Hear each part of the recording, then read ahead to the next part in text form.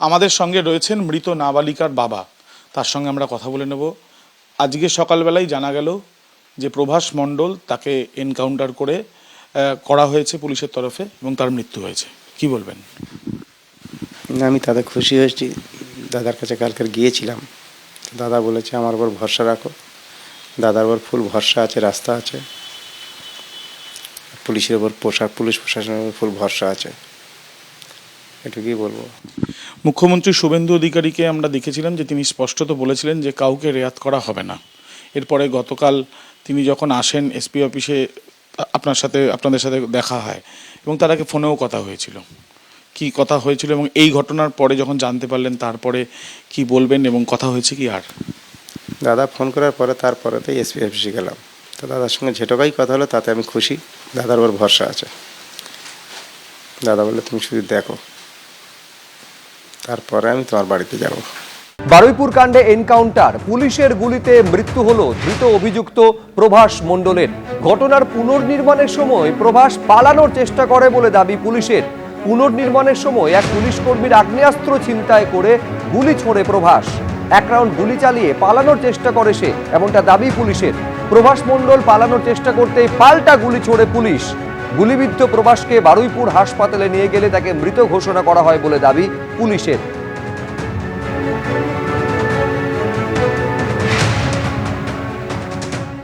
রাত 12:10 অভিযুক্ত প্রভাস মণ্ডলকে নিয়ে ঠিক যেখান থেকে নাবালিকার মৃতদেহ উদ্ধার হয়েছিল সেখানে এসে পৌঁছায় তদন্তকারীরা।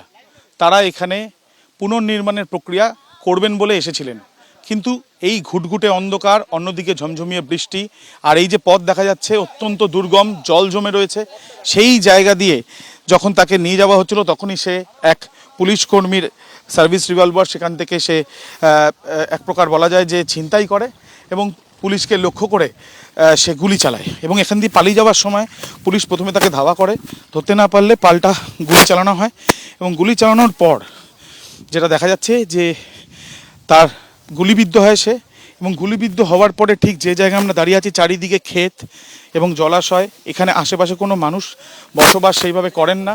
আর এই জায়গাটা, যেই জায়গাতে আমরা দাঁড়িয়ে আছি সেই জায়গা সম্পূর্ণভাবে ঘিরে রাখা হয়েছে পুলিশের তরফ থেকে। আর এখানেই গুলি খেয়ে বা গুলিবিদ্ধ হয়ে প্রভাস মণ্ডল এখানে লুটিয়ে পড়ে। এরপর পুলিশ আধিকারিকরা তাকে সেখান থেকে নিয়ে স্থানীয় যে হাসপাতাল রয়েছে সেখানে নিয়ে গেলে সেখানে যিনি কর্তব্যরত চিকিৎসক তিনি মৃত বলে ঘোষণা করেন। ইতিমধ্যে পুলিশ আধিকারিকদের তরফ থেকে প্রভাসের পরিবারের সদস্যদেরকেও যোগাযোগ করা হয়েছে এবং বিষয়টি জানানো হয়েছে। এই ঘটনার পর ময়নাতদন্ত হবে এনকাউন্টারে মৃত্যু হওয়া এই অভিযুক্ত প্রভাস মণ্ডলের। পুলিশের দাবি ঠিক এই পথ ধরেই গুলি চালাতে থাকে প্রভাস মণ্ডল। আর যখন গুলি চালায় তখন ঠিক যে জায়গায় আমরা দাঁড়িয়ে আছি পিছন থেকে তদন্তকারী আধিকারিকরা তারা ধাওয়া করে, কোনো অবস্থায় তাকে ধরা যাচ্ছিল না, ঠিক তখনই তাকে লক্ষ্য করে গুলি চালানো হয়। আর ঠিক এই জায়গাতে লুটিয়ে পড়ে প্রভাস, এবং লুটিয়ে পড়ার পর তাকে এখান থেকে উদ্ধার করা হয়। এই যে পুরো ঘটনা, সেই ঘটনার ইতিমধ্যে পরে সকালবেলা পুলিশ আধিকারিকরা এসে ভিডিওগ্রাফিও করেছেন। এখন দেখার বিষয় ময়নাতদন্তের পর এই সংক্রান্ত বিষয়ে তদন্ত কিভাবে এগোয়, অর্থাৎ এই নাবালিকা খুন এবং তাকে যে ধর্ষণ করা হয়েছিল খুনের আগে, সেই ঘটনায় বাকিদের যাদেরকে গ্রেপ্তার করা হয়েছিল তাদের ভূমিকা নিয়ে, এবং 72 ঘন্টার মধ্যে মুখ্যমন্ত্রী যে রিপোর্ট দিতে বলেছেন রাজ্য পুলিশের ডিজিকে, সেই রিপোর্টে কি উঠে আসে। ক্যামেরায় শ্যামল জানার সাথে আবির Dutta, ABP Ananda.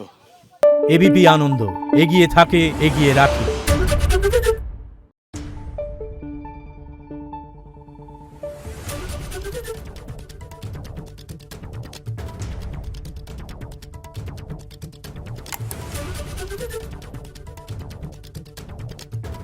Thank you.